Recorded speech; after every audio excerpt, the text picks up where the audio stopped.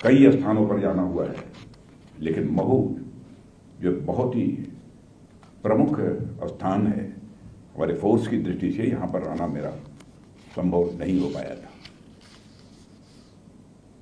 लेकिन आज सचमुच इस केंद्र पर आकर मैं स्वयं को भी बहुत गौरवान्वित महसूस कर रहा हूँ। और आज आप सब अफसर और जवानों के बीच उपस्थित होना, इसे मैं मानता हूँ कि हमारे लिए एक सौभाग्य का विषय है। जैसे आप हैं वैसे मैं भी हूँ। स्थान थोड़ा बदलता रहता है। आप भी नंबर 1 हैं, हम भी नंबर 1 हैं।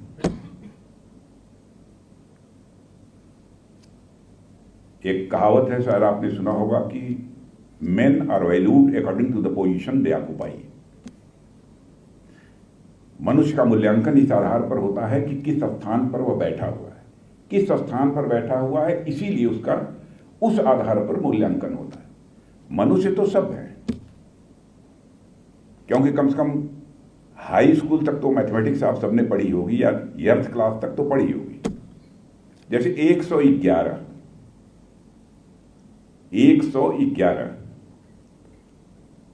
तो पहला जो 1 है उसकी वैल्यू 1 है,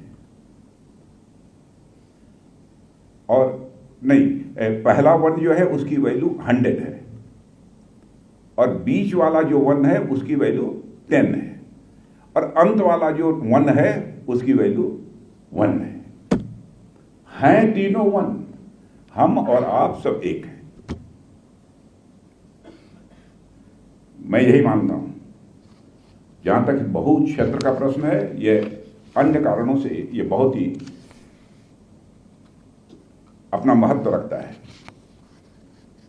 और बाबा साहब भीमराव अंबेडकर के जन्म स्थान होने के कारण यह क्षेत्र हम सबके लिए, मैं मानता हूं कि किसी पुण्य भूमि से कम नहीं है। उनके जन्म स्थान होने के अलावा भी यह क्षेत्र कई कारणों से बहुत महत्वपूर्ण भी माना जाता है। इस कैंटोनमेंट को स्थापित हुए मुझे बताया गया है कि करीब 200 वर्षों से भी ज़्यादा का समय गुजर चुका है, और इतने लंबे कालखंड से ही महू कैंटोनमेंट लगातार हमारी आर्म्ड फोर्सेस का एक महत्वपूर्ण हिस्सा बना हुआ है।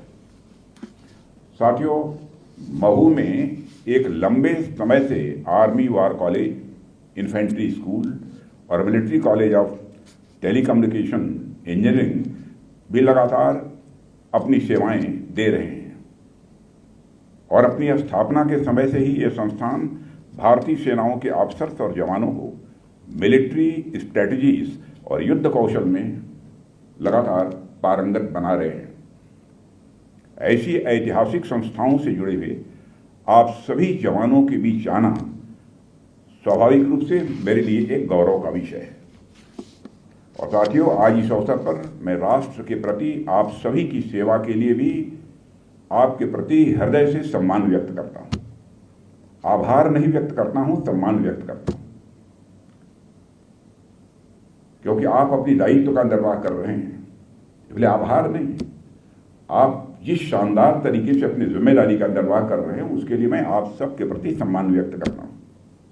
आपका समर्पण और आपकी कर्तव्य निष्ठा देशवासियों के लिए एक सोर्स ऑफ इंस्पिरेशन है, एक प्रेरणा का काम करती है, और यही आपकी मेहनत और प्रतिबद्धता ही है जिस वजह से हमारा देश और इसकी सीमाएं लगातार सुरक्षित और सशक्त हो रही हैं। और आप अपनी सेवाओं से राष्ट्र के प्रति अपने समर्पण से न केवल देशवासियों का विश्वास आप अर्जित कर रहे हैं, बल्कि अपने आप में एक मिसाल भी आप प्रस्तुत कर रहे हैं। और साथियों, आज जब मैं आपके बीच आया हूं तो आपकी एक बात की मैं खुले दिल से यहां सराहना करना चाहता हूं, वह यह है कि जब भी मैं हमारी आर्म्ड फोर्सेस संबंधित किसी भी इस्टेब्लिशमेंट में जाता हूं तो मुझे वहां की साफ सफाई बहुत ही आकर्षक लगती है। अब जैसे इस प्रीमाइस में जब मैंने प्रवेश किया यहाँ पर, फिर वही साफ सफाई देखने की मिली। कहीं भी मैं कैंटोनमेंट में जाता हूँ, वैसे तो आप सभी पूरी दुनिया में चल रही गतिविधियों पर खुद नज़र रखते ही होंगे, जानकारी हासिल करते ही होंगे, लेकिन फिर भी देश का रक्षा मंत्री होने के नाते मैं आप सभी से विशेष रूप से यह बात कहना चाहूँगा कि हमें खुद को हमेशा अलर्ट रखने की आवश्यकता है, सदैव सजग रहने की आवश्यकता है। साथियों, यह कहने के लिए तो भले ही पीस टाइम है, शांति का समय है, लेकिन जब मैंने यहाँ पर आकर देखा तब मुझे ऐसा लगा कि जिस डिसिप्लिन से और जिस डेडिकेशन के साथ आप यहाँ पर ट्रेनिंग ले रहे हैं, यह पूरी ट्रेनिंग आपकी दिनचर्या किसी युद्ध से कम नहीं होती है। और इस प्रकार की डिसिप्लिन को बनाकर रखना, इसके लिए भी डेडिकेशन की आवश्यकता होती है, फॉर्म कन्विक्शन, दृढ़ इच्छा शक्ति, दृढ़ संकल्प की आवश्यकता होती है।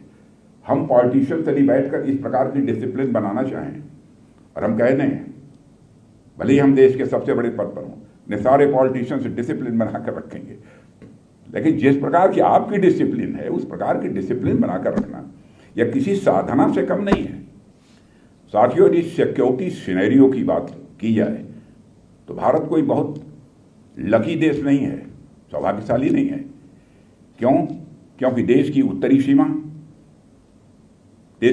सीमा पर और पश्चिमी सीमा पर हमें लगातार चुनौतियों का सामना करना पड़ता है, और इसके अलावा कई बार आंतरिक मोर्चों पर भी चुनौतियां हम लोगों के सामने आती ही रहती हैं। ऐसी स्थिति में हम निश्चिंत होकर नहीं बैठ सकते हैं। हमारे दुश्मन चाहे वे बाहरी हों या आंतरिक हों, वे हमेशा सक्रिय रहते हैं। ऐसे में हमें उनकी गतिविधियों पर पैनी नज़र रखनी ही होगी तथा उनके खिलाफ समयोचित और प्रभावी कदम हमें उठाने ही होंगे। और हमारा लक्ष्य है 2047 तक भारत को एक विकसित और आत्मनिर्भर राष्ट्र बनाया जाए, और इस लक्ष्य की प्राप्ति में सेना की भूमिका मैं मानता हूं बेहद अहम है। और मैं आपको कहना चाहता हूं कि भारत के लोग ही नहीं, सारी दुनिया यह मानती है कि भारत तेजी के साथ आगे बढ़ रहा है। एक अमेरिका के एम्बेसडर हैं जो भारत में हैं, मिस्टर गारसेटी ने बोलते हुए एक कार्यक्रम में कहा कि if you want to see the future come to India, यदि भविष्य देखना चाहते हो तो भारत आओ। If you want to feel the future, यदि भविष्य आप महसूस करना चाहते हो तो भारत आओ। If you want to do on future, come to India. यदि भविष्य पर तुम करना चाहते हो कुछ तो भारत आओ। पर भारत की साख, यह धमक सारी दुनिया में ये बनी है। ये हम सब लोगों के लिए सौभाग्य की बात है। मित्रों, आप केवल सीमाओं के रक्षक ही नहीं हैं, बल्कि आप इस राष्ट्र के निर्माण के अग्रदूत भी हैं। आपके नेतृत्व और बलिदान का प्रभाव न केवल सुरक्षा के क्षेत्र में बल्कि राष्ट्र निर्माण के हर पहलू में देखा जाता है। आपके युवा और मजबूत कंधों पर बहुत बड़ी जिम्मेदारी है। आपको एक तरफ तो हमारी सीमाओं का भार संभालना है और वहीं दूसरी तरफ विकसित भारत के निर्माण की नींव भी रखनी है। मुझे विश्वास है कि लोहे के समान आपके ये मजबूत कंधे और इस राष्ट्र के निर्माण का भार बेहद आसानी से वहन करेंगे। मेरी शुभकामनाएं आप सभी